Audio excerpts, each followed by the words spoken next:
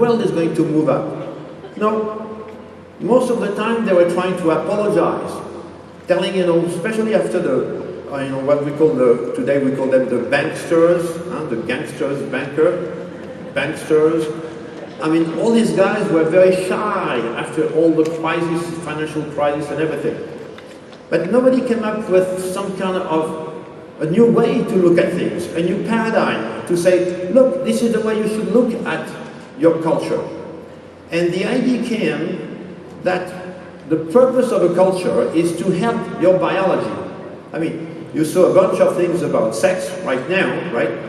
But some cultures don't want you to have sex. All right?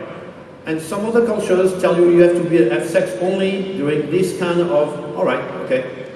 Now, if we are here today, it's because some people in the past had sex. I mean, and even if you say don't do it, I mean, the reptilian always win. I've always mentioned the reptilian brain. I mean, that's why there are billions of people on this planet. The program works. You want or you don't want, it works, right? So, if we go back to the three brains, we have three brains, the intellectual brain, the limbic brain, and the reptilian brain. My theory is that the reptilian always wins. It doesn't matter what you think, what is logical, what is rational, the reptilian always wins. And then the culture that helps the reptilian to express itself and to succeed, then this culture creates some successes. And we have to keep changing all the time. I want to take two examples. A few days ago, I was in France. And I don't know if you watch a little bit the news, but the big issue in France right now is what are we going to tax next? What else? Can we tax the air people are breathing? Okay. Can we try to tax food when you eat too much? Can you just taxing? In their brain, they didn't realize that more taxes doesn't mean more revenue.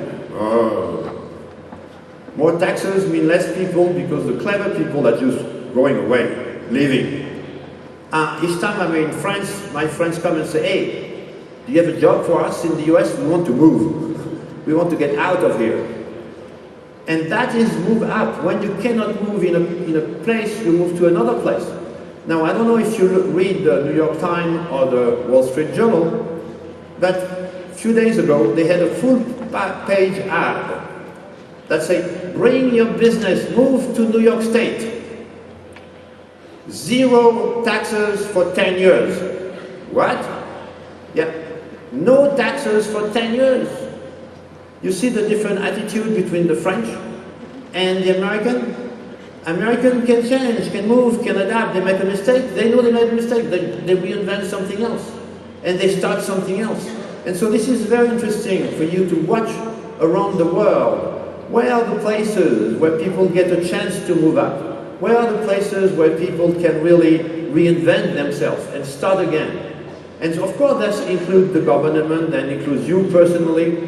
I mean, there is something that is very, very interesting, is what I call the GPS philosophy. The GPS philosophy is if you want to move up, move and move up, first you need to know where you are and to punch where you are. Okay. Then you need to punch where you want to go. If you don't know where you want to go, forget it, you're never going to get anywhere. I mean, I've seen a lot of people that are very quick, very fast, they run all the time, but they don't know where they're going. So then they never get anywhere, of course, right? So you need to punch where you're going to go, right? And then after that, you start moving. Moving. You have to move. Think about your life today. Think how often you move. If you don't move, you're dead. By the way, I'm sure you know some people that are already dead, we just forgot to tell them. But they're dead, they don't move anymore, right? So first you have to move. When you have a problem, you go to the hospital, the first thing we ask you to do after the operation is get up and go to the bathroom. Move, right? So this notion of movement is absolutely crucial. But now you can move down, you can decline, go to decay, or you can move up. And sex, remember, is better to move up. Right, so there is some kind of biological structure here that we want to go up. We want more. I mean, I belong to a club in the US called Mar-a-Lago, which is owned by Donald Trump, and you know, when I speak with Donald Trump, he always says something a quote that I really like. He says, people that say less is more, people that say less is more, never had more. So they say this is very, very powerful. Once you had more, you want more. When do you stop? Never. So in some cultures, like the American culture, you like it or you don't like it. It's not my position here. I'm just analyzing, right? But in America, you always want to move up. We always want to try. We always want to, okay. And so some cultures stimulate that. And the French culture, you know, I was born in France, I don't know, by chance, accident. Nobody ever asked me to be French, I just was born there, right? But I chose to become an American, very big difference, but it's a choice. Okay? But when you are in France, my mother will always tell me something very clear. She would say, ça ne se fait pas, which means you're not supposed to do that. Why? I was a kid, you know, so you always ask why. Because ça ne se fait pas. Right? But why? Because ça ne se fait pas. That's it. And so you don't have to argue. If you go to France, there are some very specific rules that you're supposed to respect. And if you don't respect them, then you're nobody. You just, you can be American, you can be, all right. Now, there are some other cultures where it doesn't matter what you do. You know, I like to dress in different costumes all the time. Well, in America, nobody pays attention. I can go to a business meeting dressed as a cowboy. People say, oh, nice hat. That's it.